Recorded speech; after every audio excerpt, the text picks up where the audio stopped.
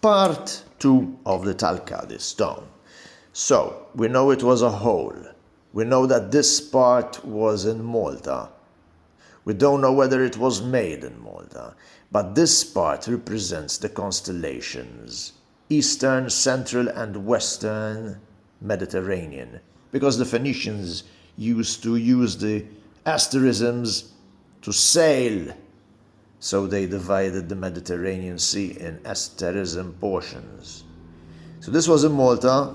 Who knows if there is another part somewhere else or in the temple still to be discovered.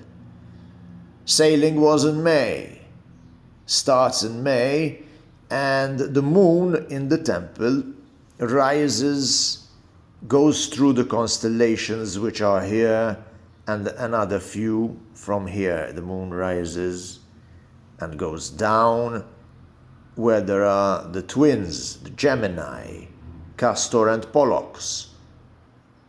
Salina Bay, Castor, Pollux, probably the port was dedicated to those two, to the Dioscuri. In fact, in the Bible, St. Paul leaves on a Roman ship, or a Greek, whatever, with Castor and Pollux from Salina Bay. In fact, the moon goes through the constellations, which are here. Now, Talcade Temple is close to Salina Port.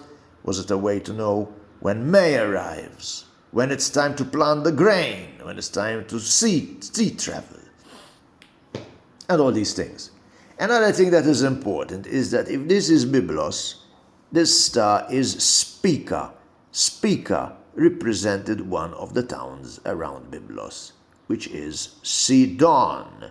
And Sidon was also a star where other palaces in the Mediterranean were built to be looking towards Sidon. And one of them is one of the palatial palaces in Crete.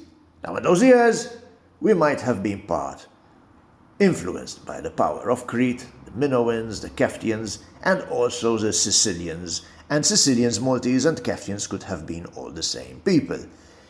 If you study the asterisms, they also resemble Luvian royal seals.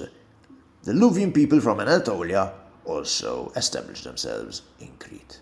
So Byblos, Sidon, Luvian, Cyprominoan, Phoenician. I close.